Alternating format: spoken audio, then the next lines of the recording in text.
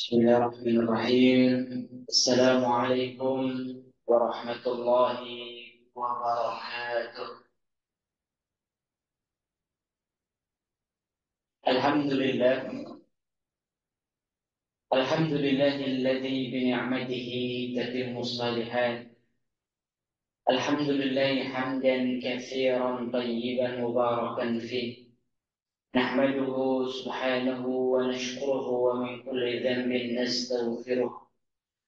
ونشهد أن لا إله إلا الله وحده لا شريك له. ونشهد أن محمدا عبده ورسوله. سبحانك لا علم لنا إلا ما علمتنا إنك أنت العليم الحكيم. اللهم انفعنا بما علمتنا وعلمنا ما ينفعنا وزدنا علما تنفعنا به يا رب العالمين. اللهم آت نفوسنا تقواها وزكها وأنت خير من زكاها. أنت وليها ومولاها يا رب العالمين. Bapak Ibu sekalian, jemaah salat subuh Masjid Ar-Raudhah yang semoga dimuliakan Allah dan peserta Zoom dimanapun berada, alhamdulillah bersyukur kita kepada Allah atas segala limpahan nikmat yang Allah karuniakan kepada kita semua, di mana dengan kenikmatan-kenikmatan inilah kita bisa beribadah kepada Allah. Semoga seiring bertambahnya kenikmatan yang kita dapatkan, bertambah pula rasa syukur kita kepada Allah Subhanahu wa Ta'ala. Jamaah yang dimuliakan Allah, insya Allah dalam kesempatan kali ini kita akan melanjutkan kembali kajian kita di dalam membahas Kitab Tauhid, khususnya di dalam materi ataupun bab pembatal-pembatal keislaman, di mana kita telah menjelaskan beberapa pembatal-pembatal keislaman. Dalam kesempatan kali ini, bab pembatal keislaman yang akan kita bahas yaitu adalah mudhaharatul musyrikin 'alal mu'minin, yaitu membantu orang kafir dalam memerangi kaum muslimin. Baik, Bapak Ibu sekalian yang semoga dimuliakan Allah, salah satu poin ataupun hal yang bisa membatalkan keislaman dan keimanan seseorang itu adalah perbuatan perilaku membantu orang-orang kafir dalam upaya-upaya memerangi kaum muslim. Ini termasuk hal-hal yang bisa membatalkan keislaman. Dan dalam istilah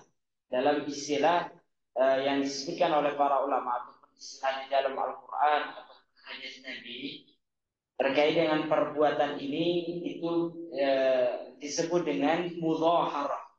Mudhaharah itu salah satu istilah, yaitu membantu orang kafir dalam memerangi kaum muslim.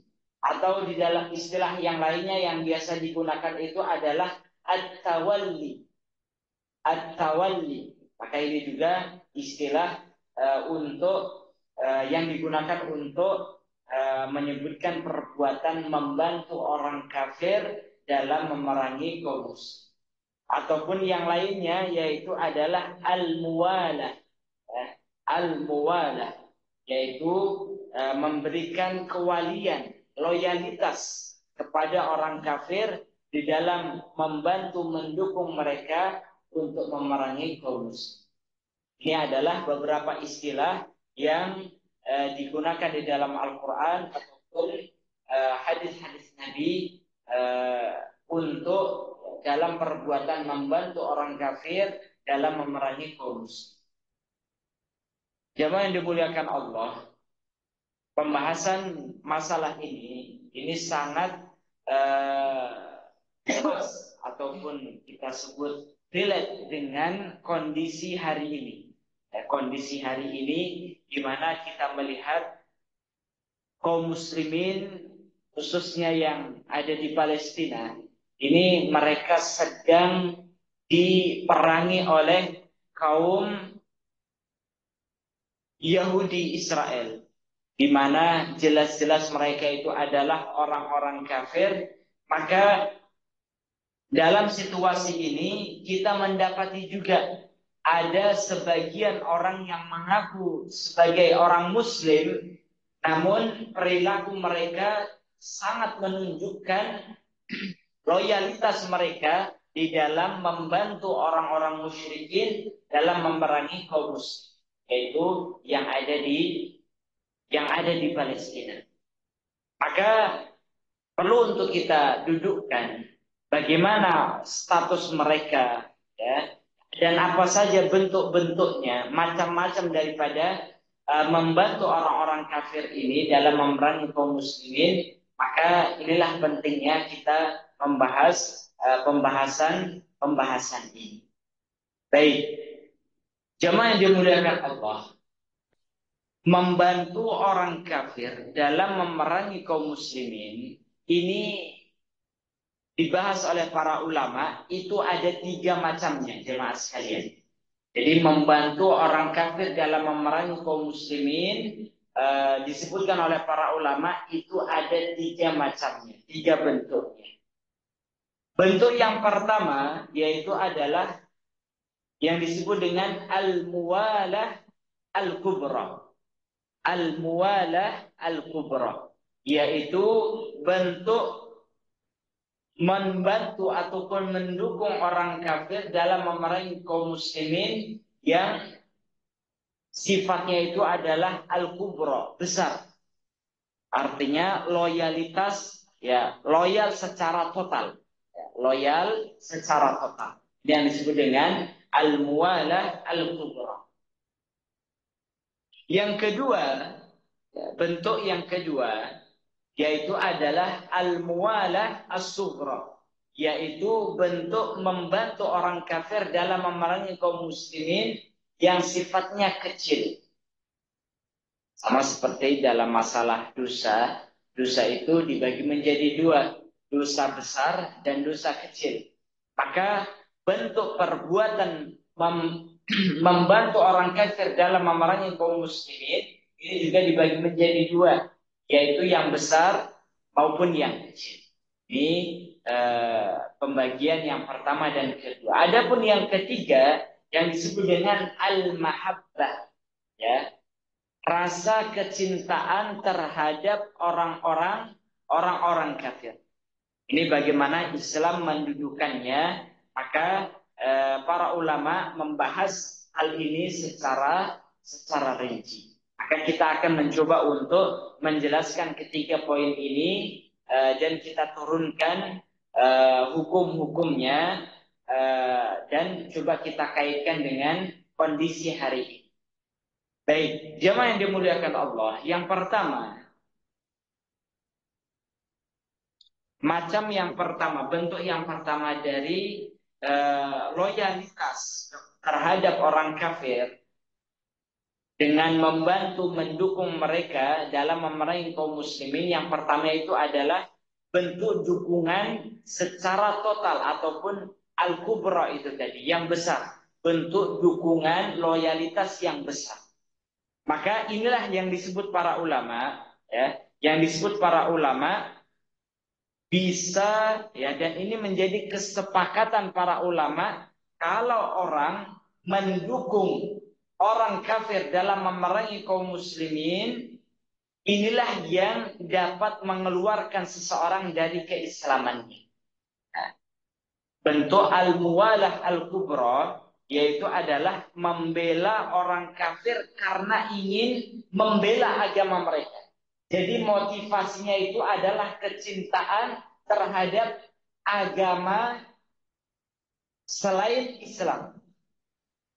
Jadi mereka itu membela orang kafir karena motivasi ideologi. Jadi motifnya itu adalah ideologi, kecintaan terhadap agama orang kafir. Dan ya, ini adalah dia membantu mereka loyal terhadap agama mereka secara total. Inilah yang disebut maksud daripada al-muwalah al-kubra. Jadi eh, orang seperti ini dia membela orang kafir itu karena mencintai agama mereka, ingin membela agama mereka. Motifnya itu adalah ideologi dan mereka loyal terhadap agama mereka secara totalitas. Maka para ulama sepakat orang yang melakukan seperti ini disepakati oleh para ulama bisa mengeluarkan dari agama Islam. Dan ini tentunya dalil-dalil yang menunjukkan akan hal ini sangat banyak sekali. Para ulama menjelaskan kenapa orang yang membela orang kafir karena kecintaan terhadap agama mereka itu bisa mengeluarkan seseorang dari Islam, karena setidaknya dua sebab utama. Sebab yang pertama adalah karena membela kekafiran agama lain selain daripada agama Islam. Contohnya misalnya Yahudi, ya, orang Yahudi mereka membela agama mereka, ya. Misalnya tadi apa namanya, membela orang-orang Zionis Israel karena apa? Karena cinta terhadap agama mereka. Ini jelas, ya. Kemudian membela kekafiran agama orang lain. Ini sebab yang pertama yang menyebabkan orang itu bisa keluar dari Islam. Ataupun yang kedua, karena dia membenci jika Islam itu unggul. Jadi dia tidak suka kalau agama Islam itu menang, agama Islam itu unggul dari agama-agama yang lainnya. Maka karena dua sebab inilah orang tersebut dihukumi keluar dari Islam. Baik, jamaah yang dimuliakan Allah, apa dalilnya? Bisa kita lihat di dalam surat At-Taubah ayat 33. Silahkan Bapak Ibu yang di Zoom dibuka Al-Qur'annya, surat At-Taubah ayat 33. Allah Subhanahu wa taala berfirman, A'udzubillahi minasyaitonir rajim. Huwallazi arsala rasulahu bil huda wa dinil haq liyudhhirahu 'ala ad-din kullihi walau karihal musyrikun. Allah Subhanahu wa taala berfirman, huwallazi, dialah Allah Subhanahu wa taala yang arsala rasulahu, telah mengutus rasulnya Nabi Muhammad sallallahu alaihi wasallam bil huda wa dinil haq, dengan petunjuk dan agama yang benar.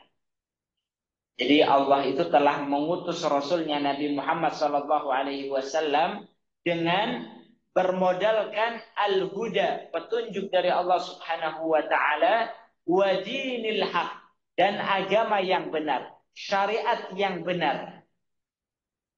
Untuk apa tujuannya? Liyudhhirahu 'ala ad-dini kulli, agar Islam itu, ya, Islam yang dibawa oleh Nabi Muhammad sallallahu alaihi wasallam, agar bisa mengungguli agama-agama yang lainnya, agama-agama yang batil, agama-agama yang tidak sah, yang tidak diridhai oleh Allah. Maka tujuannya itu adalah liyudhhirahu 'ala dini kulli, agar agama Islam itu unggul. Ya. Walau karihal musyrikun, meskipun orang-orang musyrik, orang-orang yang tidak beriman kepada Allah itu membencinya. Perhatikan jamaah sekalian, ya. Jadi Allah itu mengutus rasulnya Tujuannya adalah agar Islam itu menjadi unggul, ya, menjadi melebihi agama-agama yang lainnya. Ya. Dan Allah menyebut di dalam ayat ini walau karihal musyrikun, meskipun orang-orang musyrik itu tidak menyukai, ya, tidak menyukai akan hal ini. Jadi di dalam ayat ini jelas sekali jemaah sekalian bahwa orang-orang musyrik itu sangat tidak suka kalau umat Islam itu unggul, kalau umat Islam itu menang, menang dari segi ekonomi, menang dari segi politik, menang dari segi peradaban dan seterusnya. Orang-orang musyrik itu sangat tidak menyukainya, ya, sangat membencinya kalau umat Islam itu menang, kalau umat Islam itu maju. Nah, kalau ada orang Muslim, ya, justru tidak suka kalau Islam itu unggul, justru senang apabila agama selain agama Islam itu unggul, maka ini bisa perbuatan seperti ini, ya, perbuatan seperti ini yang disebut dengan al-muwalah al-kufra, ya, loyal terhadap agama lain, membantu agama lain, membenci kalau agamanya sendiri itu unggul, membenci kalau agamanya sendiri itu maju, dan justru senang kalau agama selain daripada agama Islam itu unggul dan maju. Ya. Maka ini perbuatan seperti ini bisa dan disepakati oleh para ulama mengeluarkan seseorang dari keislamannya. Ini dalil yang pertama jemaah sekalian. Yang kedua, dalil yang kedua, Allah Subhanahu wa taala berfirman dalam surat Al-Maidah ayat 51. Silahkan dibuka Bapak Ibu sekalian, surat Al-Maidah ayat 51. Allah Subhanahu wa taala berfirman, "Ya ayyuhalladzina amanu, wahai orang-orang beriman, la tattakhidul yahuda wan nasara awliya." Janganlah sekali-kali kalian menjadikan orang-orang Yahudi maupun orang-orang Nasrani itu sebagai aulia, sebagai wali. Ini dulu ayat ini yang memicu, ya, yang memicu ataupun menjadi dasar, ya, 212, ya. Baik. Jadi Allah melarang kita untuk menjadikan, mengangkat orang-orang Yahudi maupun Nasrani itu sebagai aulia. Ya, aulia ini para ulama menyebutnya sebagai pemimpin, sebagai teman dekat, ya, dan seterusnya. Ba'dhum auliya'u ba'd, di mana sebagian di antara mereka itu, ya, sebagian di antara mereka itu menjadi pelindung bagi yang lainnya. Jadi membantu orang Yahudi maupun Nasrani, ya, dalam memerangi kaum muslimin. Maka Allah menyebut wa may yatawallahum minkum. Nah, di sini Allah menyebutkan kata tawalli, tawalla, ya. At-tawalli maknanya itu adalah wa may yatawallahum minkum, barang siapa yang memberikan loyalitasnya kepada mereka, innahu minhum, maka dia akan termasuk ke dalam golongan mereka. Artinya, ya, orang yang memberikan dukungan, bantuan orang-orang kafir dalam rangka memerangi kaum muslimin, ini disebut makna tadi, la tattakhidul yahuda wan nasara awliya, ya. Maka Allah menyebutkan wa may yatawallahum minkum fa innahu minhum. Barang siapa yang memberikan loyalitasnya kepada orang-orang Yahudi maupun Nasrani ini, fa innahu minhum, maka dia akan termasuk golongan mereka ini, maksudnya adalah dia akan keluar dari agama Islam. Innallaha la yahdil qaumadh dhalimin. Sungguhnya Allah tidak memberikan petunjuk hidayah kepada orang-orang yang baik. Ini adalah ayat yang kedua, jemaah sekalian, yang menjadi dalil orang yang membantu menolong orang kafir dalam memerangi kaum muslimin itu bisa menjadi sebab dia keluar dari agama Islam. Ini sangat jelas sekali. Baik. Contoh ya, contoh yang real itu adalah jadi di tentara sebutnya IDF, kalau di apa namanya pasukan Zionis Israel itu apa namanya sebutannya itu adalah IDF ya, kepanjangannya nanti bisa kita buka. Jadi di tentara Israel ini jangan kita kira bahwa seluruhnya mereka itu beragama Yahudi, tidak, jemaah sekalian. Ada di antara mereka yang mengaku sebagai seorang Muslim, mengaku sebagai seorang Muslim, namun menggunakan baju tentara Zionis, ya, Zionis Israel dan memerangi kaum Muslim,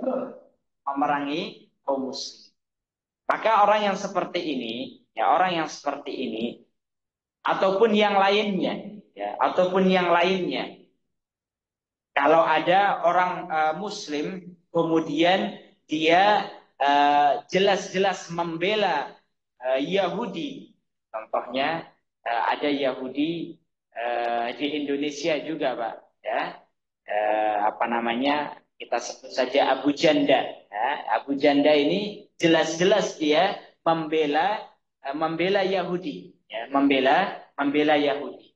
Maka dia akan masuk ke dalam pembahasan ini ataupun ayat ini, ataupun orang-orang yang semisal dengannya,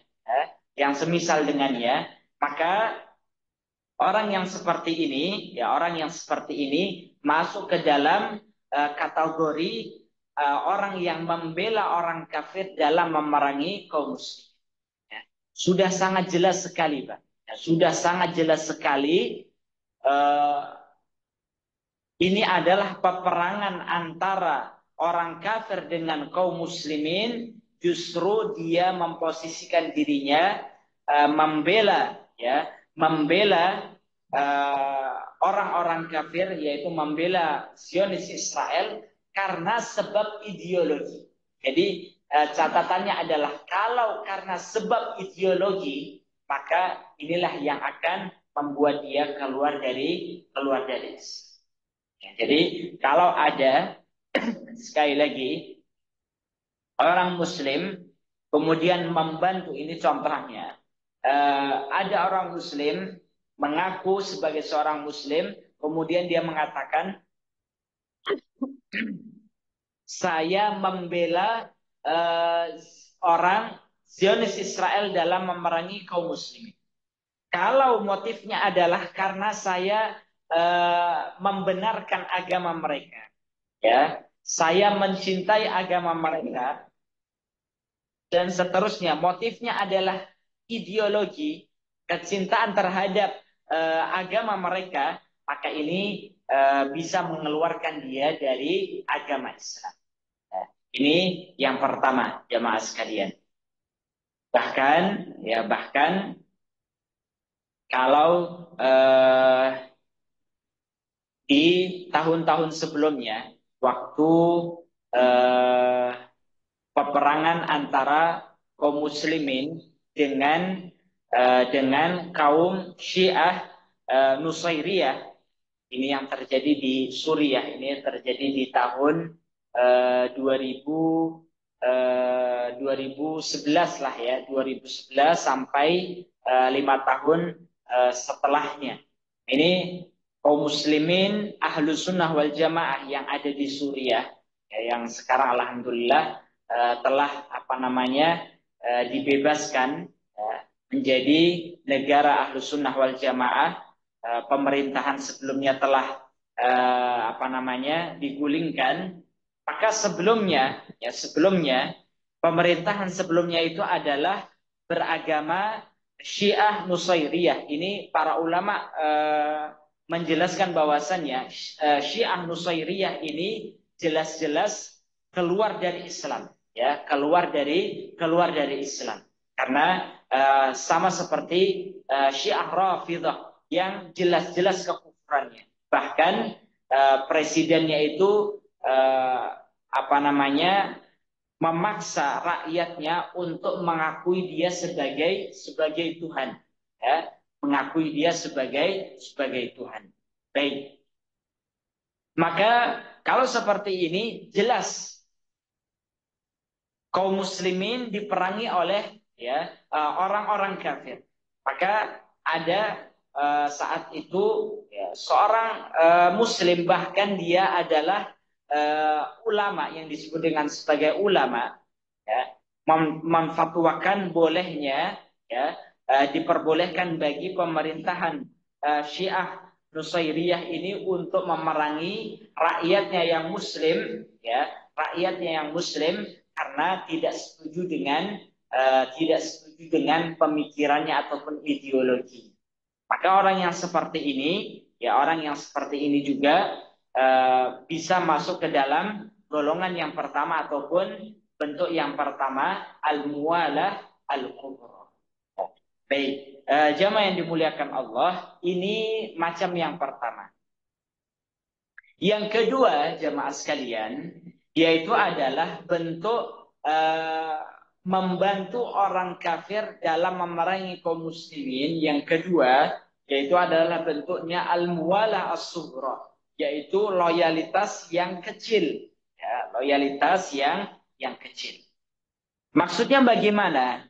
Kalau yang pertama tadi adalah membantu orang kafir dalam memerangi kaum muslimin karena motivasi ideologi, kecintaan terhadap agama mereka, dan tidak suka agama Islam itu unggul, maka jenis yang kedua ini adalah menolong orang kafir dalam memerangi kaum muslimin karena motivasi dunia, ya, karena motivasinya dunia, motivasinya semata-mata dunia, semata-mata karena syahwat, bukan motif ideologi. Ini bisa kita bedakan, ya, Bapak Ibu sekalian. Kalau yang pertama tadi membantu orang kafir dalam memerangi kaum muslimin karena motivasi ideologi, kecintaan terhadap agama mereka, maka yang kedua yaitu adalah membantu orang kafir dalam memerangi kaum muslimin karena motivasi dunia, karena motivasi syahwat dan seterusnya. Maka contohnya misalnya dia membantu orang kafir karena masalah bayaran misalnya. Dia dibayar untuk membela orang-orang kafir. Kamu misalnya contoh ada juga, ya, orang Yahudi, apa namanya, langkah-langkah yang dilakukan oleh Zionis Israel itu meminta beberapa orang yang punya nama di media sosial, ya, ataupun disebut dengan influencer dan seterusnya, itu dibayar dengan bayaran yang sangat besar sekali untuk memberikan kampanye bahwasannya Zionis Israel itu baik dan seterusnya. Ya, memberikan kampanye-kampanye yang positif tentang Zionis Israel. Ini merupakan proyek besar Zionis Israel di negara-negara kaum muslim. Termasuk diantaranya adalah di Indonesia. Jadi kalau misalnya ada orang muslim kemudian dia membela Yahudi karena masalah bayaran, ya, karena masalah bayaran, bukan karena ideologi, maka ini maksudnya adalah golongan yang kedua. Ya, baik. Nah, bagaimana hukumnya? Bagaimana hukumnya orang yang membantu orang kafir dalam memerangi kaum muslimin karena motivasi duniawi, syahwat, ya, bukan karena motif ideologi? Maka para ulama, ya, Ini beberapa bentuknya. Di antara bentuknya itu adalah yang pertama, menjadi mata-mata orang kafir untuk memata-matai kaum muslim. Ya, untuk memata-matai kaum muslimin. Ya, jadi dia dibayar menjadi apa? Intelijen atau yang lainnya, ya. Yang tugasnya dia mencari kabar, ya, yang mencari kabar dan itu bisa menguntungkan orang-orang kafir. Sayapnya bocor. Ini yang pertama, bentuk yang pertama, ya, bentuk yang pertama. Dan ini perbuatan seperti ini ada kisahnya di zaman Rasulullah Shallallahu Alaihi Wasallam, yaitu yang dilakukan oleh sahabat Hatib bin Abi Balta'ah. Ya, nanti coba jamaah sekalian bisa melihat kisah ini, kisah Hatib bin Abi Balta'ah. Hatib bin Abi Balta'ah ini salah seorang sahabat Nabi yang mulia. Beliau ikut di dalam perang Badar, di mana sahabat yang ikut dalam perang Badar yang jumlahnya 313 kurang lebih, ini termasuk yang disebut oleh Rasulullah, ya, i'malu ma syi'tum faqad ghafartu lakum, berbuatlah sesuai dengan apa yang kalian inginkan, sungguh aku telah mengampuni apa yang telah kalian lakukan. Jadi sebelum peristiwa Fathul Makkah, ya, pembebasan kota Makkah, Rasulullah merencanakan Fathul Makkah, membebaskan kota Makkah. Maka kabar ini, ya, rencana Rasulullah ingin mendatangi kota Makkah setelah kaum muslimin kuat, ya. Maka informasi ini, ya, oleh sahabat Hatib bin Abi Balta'ah itu dikirimkan kepada keluarganya ataupun orang-orang terdekatnya semasa jahiliyah, dan mereka masih berada di Makkah. Maka oleh sahabat Hatib bin Abi Balta'ah, beliau mengirim surat untuk diberikan kepada kerabatnya yang masih musyrik di kota Makkah melalui seorang wanita. Jadi disewa seorang wanita untuk menyampaikan surat ini untuk disampaikan kepada kerabat sahabat Hatib bin Abi Balta'ah. Surat yang menjelaskan bahwasannya pasukan kaum muslimin akan masuk ke dalam kota Makkah. Baik, maka tentunya ini sangat berbahaya sekali bagi kaum muslimin. Kalau kabar ini sampai kepada kaum musyrikin di kota Makkah, maka rencana ini akan gagal.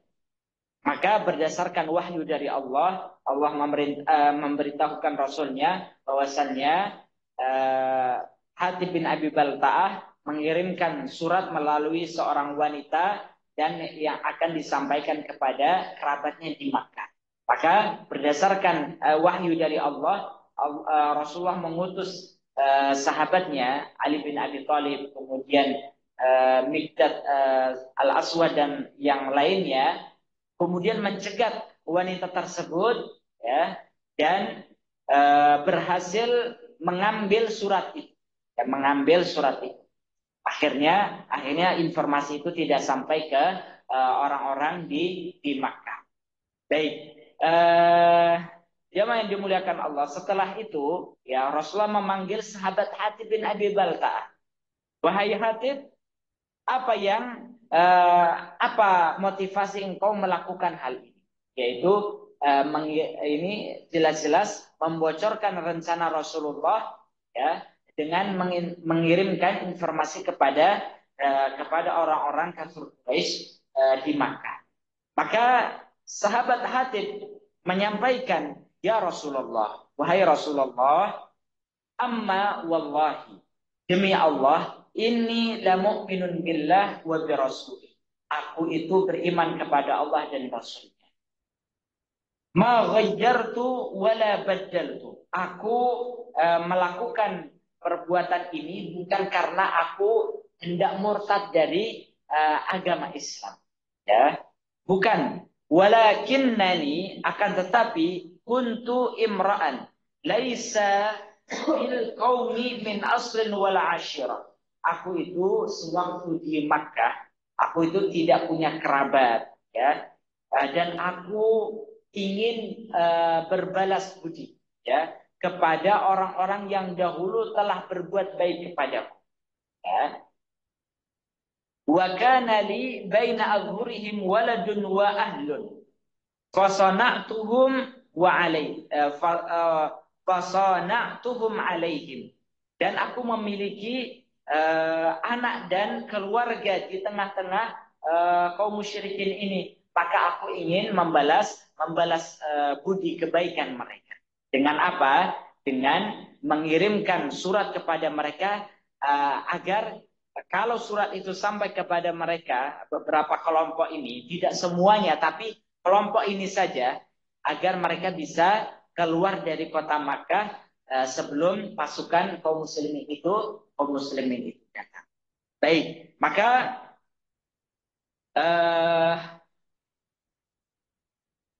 karena mendengar alasan ini, jadi alasannya itu adalah bukan karena kecintaan terhadap kekafiran dan seterusnya, tapi motivasi sahabat Hatib bin Abi Balta'ah itu adalah ingin membalas budi kepada sekelompok kaum musyrikin yang ada di kota Makkah.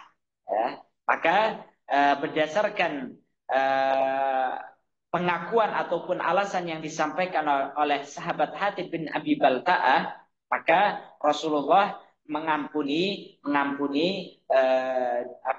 perbuatannya, meskipun ini adalah perbuatan yang salah, ya, perbuatan yang salah. Bahkan sahabat Umar bin Khattab itu sudah mengatakan, wahai Rasulullah, biarkan aku memenggal leher sahabat Hatib bin Abi Balta'ah. Namun Rasulullah mengatakan bahwasanya sahabat Hatib bin Abi Balta'ah ini adalah sahabat yang mengikuti perang Badar, di mana Allah telah memilih, ya, orang-orang yang mengikuti perang Badar itu adalah sahabat yang betul-betul jujur keimanannya. Maka ini adalah sebagai contoh jemaah sekalian bahwa orang yang tadi berusaha untuk memata-matai ataupun membocorkan informasi, maka para ulama, ya, nanti akan kita jelaskan hukumnya, ya. Baik, adapun perbuatan yang kedua, bentuk yang kedua dari mualah as-sughra itu adalah contohnya menjadi pasukan orang kafir, ya. Dia berada di pasukan barisan orang-orang kafir, kemudian membantu mereka baik dengan pikirannya, dengan fisiknya, dengan hartanya. Artinya mereka ikut dalam barisan orang-orang kafir. Maka ini adalah bentuk yang kedua. Dan hal ini juga pernah terjadi saat peperangan Badar, jemaah sekalian. Dalam perang Badar itu paman Rasulullah yang bernama Al-Abbas. Ya, Al-Abbas ibnu Abil Muttalib, paman Rasulullah. Sewaktu beliau di Makkah, Al-Abbas ini banyak membantu Rasulullah. Selain Abu Talib, maka Al-Abbas ini juga paman Rasulullah yang banyak membantu Rasulullah, terutama dalam peristiwa Bai'ah Aqabah. Al-Abbas itu membantu Rasulullah sehingga peristiwa Bai'ah Aqabah itu berjalan dengan lancar. Namun pada perang Badar, Al-Abbas, ya, paman Rasulullah ini ikut di barisan kaum musyrikin dalam memerangi kaum muslimin. Dan akhirnya sahabat Al-Abbas ini menjadi tawanan Rasulullah, ya, ditawan oleh Rasulullah. Pada saat itu 70 orang-orang kafir tewas, dan 70 yang lainnya adalah ditawan oleh Rasulullah, kaum muslimin. Termasuk diantaranya adalah Al-Abbas paman Rasulullah. Maka Al-Abbas mengatakan, wahai Rasulullah, aku itu sebenarnya muslim, tapi aku berada di barisan ini karena terpaksa. Ya, maka ini adalah di antara contoh juga, ya, di antara contoh juga. Baik, maka berdasarkan ya para ulama terhadap perbuatan menolong orang kafir dalam memerangi kaum muslimin karena motivasi dunia ataupun misalnya terpaksa dan seterusnya, maka hukumnya para ulama itu menyebutkan ada dua, diperselisihkan oleh para ulama. Sebagian ulama berpendapat perbuatan seperti ini tetap menyebabkan seseorang keluar dari Islam. Ya, jadi kufur amali. Contohnya orang Muslim tapi tidak sholat, maka dia dihukumi kufur amali, kufur karena perbuatannya. Terlepas dari bagaimana kondisi hatinya, kalau dia telah berbuat yang menunjukkan kekufuran, maka dia dihukumi kufur amali. Ya, ini disebutkan dijelaskan oleh Imam Al-Jassas, Ibnu Hazm, ya, dan lain sebagainya. Baik, adapun yang kedua, pendapat yang kedua tidak menyebabkan dia para ulama menyebutkan ini tidak menyebabkan dia kafir. Namun ini hukumnya adalah perbuatan dosa besar, ya, perbuatan dosa besar, dan para ulama juga menjelaskan ini membolehkan dia untuk dihukum, ya, dengan dibunuh dan seterusnya. Baik, jadi kalau kita lihat, ya, misalnya contoh yang real adalah di Palestina, kalau ada orang membantu orang Yahudi Zionis Israel karena motivasi dunia, ini para ulama berselisih pendapat, ya, apakah bentuknya dengan memata-matai ataukah justru membantu dengan fisik mereka, dengan harta mereka, ya, maka ini para ulama berbeda pendapat. Ada yang mengatakan dia tetap kufur, ya, keluar dari Islam. Ada juga yang mengatakan ini tidak menyebabkan dia keluar dari Islam, tapi itu jelas perbuatan dosa besar, ya, dan boleh dihukum dengan hukuman dibunuh itu tadi. Ya, baik. Jamaah yang dimuliakan Allah. Adapun bentuk, ya, bentuk yang ketiga ini terakhir, yaitu adalah al-mahabbah. Jadi pertama tadi al-muwalah al-kubra, loyalitas yang besar secara total. Kemudian yang kedua al-muwalah as-sughra, loyal yang sifatnya motivasinya adalah duniawi. Dan yang ketiga adalah al-mahabbah, kecintaan. Hukum mencintai orang kafir, ya, hukum mencintai orang kafir ini para ulama menyebutkan kalau motivasinya adalah karena kecintaan. Misalnya kita mencintai orang kafir karena agamanya. Kalau karena agamanya, maka ini bisa mengeluarkan seseorang dari Islam. Tapi kalau motivasinya itu adalah selain, bukan karena kecintaan terhadap agama mereka, misalnya contoh karena fisiknya, karena adanya hubungan kekerabatan dan lain sebagainya, maka ini eh, hukumnya diperbolehkan.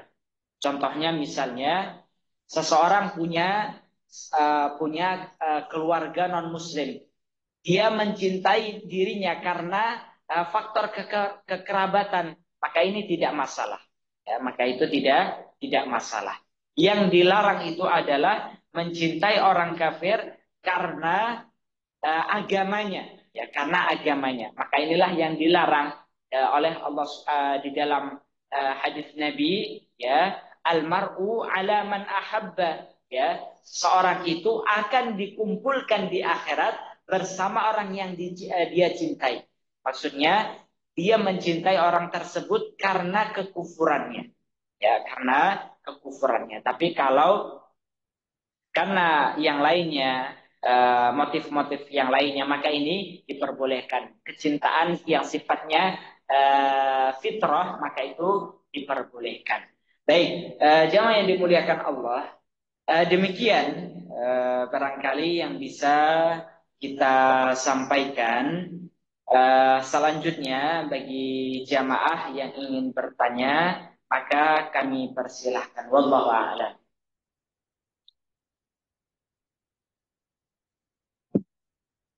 Ya, baik, silahkan, Pak.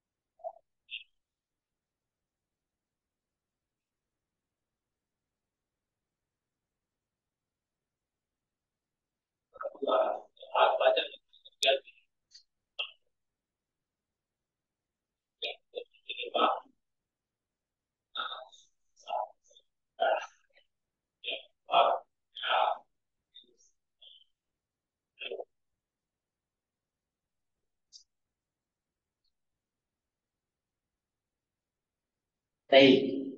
Jadi hukum ini konteksnya adalah dalam memerangi, ya, memerangi dalam upaya membela kaum muslimin di Palestina dengan memerangi eh, orang-orang Zionis Israel berserta turunannya, termasuk adalah perusahaan-perusahaan yang memberikan dukungan kepada Zionis Israel, ataupun justru ini adalah perusahaan yang terafiliasi ke Israel. Bagaimana hukumnya bekerja di dalamnya ataupun membeli produknya dan seterusnya.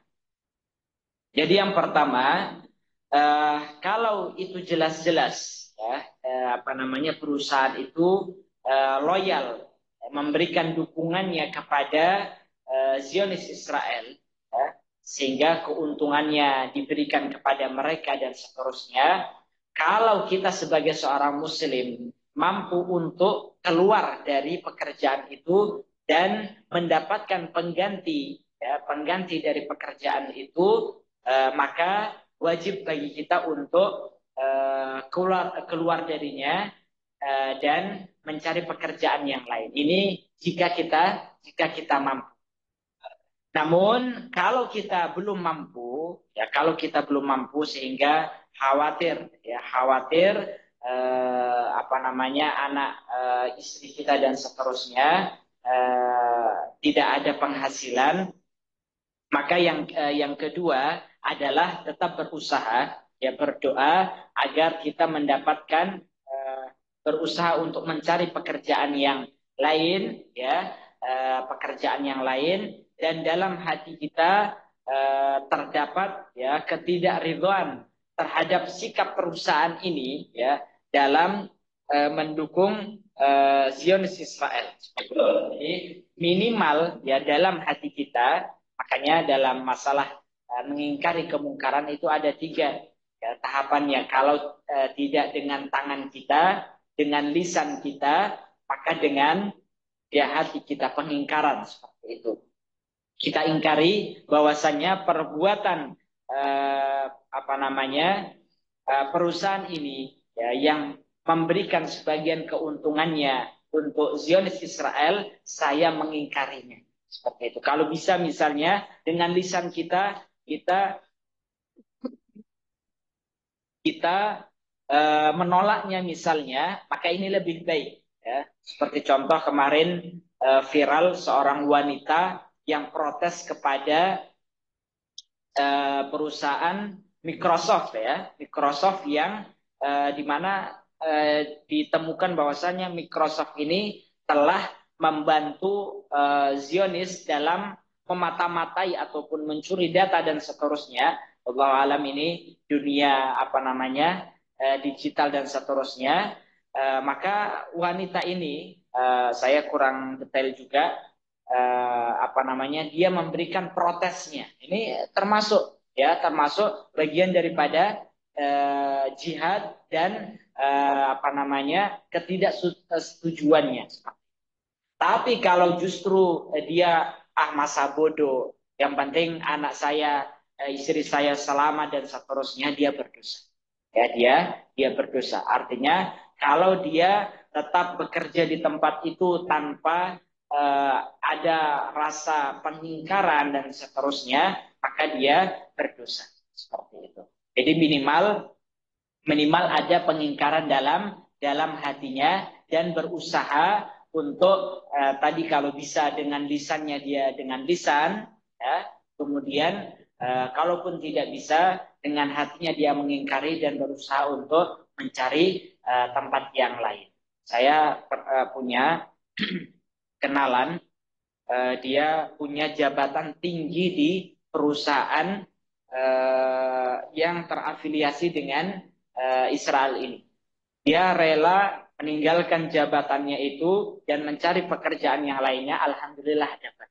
Itu sebenarnya tinggal kekuatan iman kita dan keyakinan kita. Kalau kita berusaha mencari yang lebih baik, maka Allah akan berikan jalannya. Tapi kalau kita tidak punya usaha, bagaimana Allah akan memberikan jalannya? Allah alam. Ustaz ini membacakan pertanyaan online. Ya. Ini dari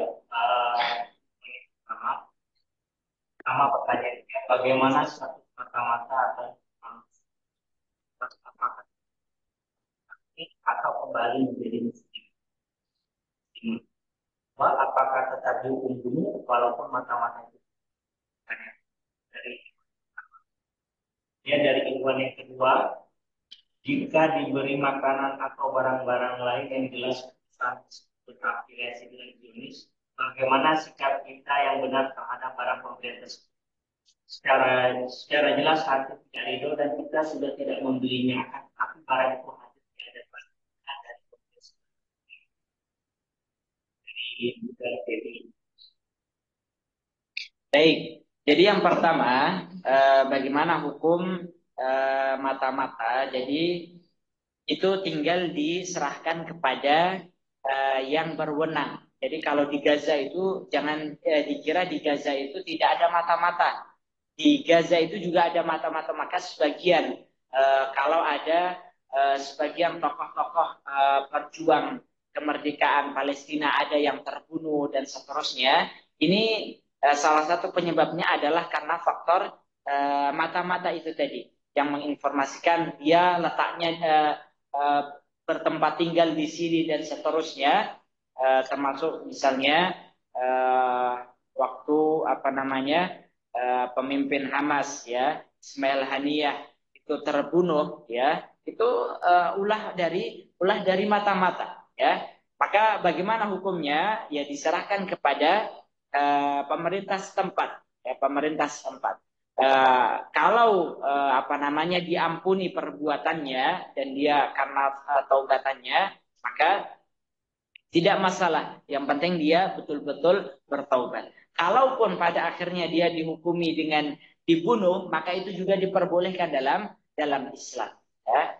Meskipun para ulama mengatakan sebagian itu tidak menyebabkan dia keluar dari Islam, tapi jelas itu adalah perbuatan dosa besar dan kalaupun dia dihukum dengan hukum dibunuh, maka itu diperbolehkan. Ya. Syekhul Islam Ibnu Taimiyah di masa beliau hidup, maka ada peperangan melawan pasukan Tatar. Ya, ini kaum muslimin diperangi oleh pasukan Tatar. Maka beliau mengatakan, kalau saya berada di barisan musuh, ya kalian mendapati saya di barisan musuh, yaitu di pasukan Tatar, maka bunuhlah aku. Ya, maka bunuhlah aku karena perbuatan ini sangat membahayakan kaum muslimin seperti itu. Itu yang pertama. Kemudian yang kedua, bagaimana kita kalau diberi, bukan membeli, tapi diberi produk-produk yang diproduksi oleh perusahaan yang terafiliasi oleh Zionis Israel, secara zat makanannya itu halal, ya, makanannya itu halal, maka nggak masalah kita makan, ya, nggak masalah kita makan. Namun kenapa para ulama tidak eh, menganjurkan kita untuk memboikot, yaitu adalah karena membelinya. Karena dengan membeli itu, ya, kita memberikan keuntungan kepada perusahaan tersebut, dan dari keuntungan perusahaan itu akan dikembalikan kepada Zionis Israel. Maka itu yang tidak boleh. Adapun zatnya itu halal. Selama zatnya halal, maka boleh untuk kita makan, ya, kita konsumsi seperti itu. Allah. Ada pertanyaan lagi Ustaz. Ya, ada orang berkata, mana kalau kita produk produk Microsoft dan kerja dan lain-lain, karena sampai dengan sekarang belum ada cara lain. Assalamualaikum warahmatullahi wabarakatuh. Ini seperti kita menggunakan senjata, ya, seperti kita menggunakan senjata. Jadi senjata itu misalnya bisa jadi dari produk Amerika, ya, produk Amerika ataupun produk yang lainnya. Tapi ketika senjata itu kita gunakan untuk memerangi mereka, maka itu tidak masalah. Ya, jadi produk mereka, ya, berhasil kita ambil misalnya, maka apakah nggak boleh untuk kita gunakan? Boleh, ya.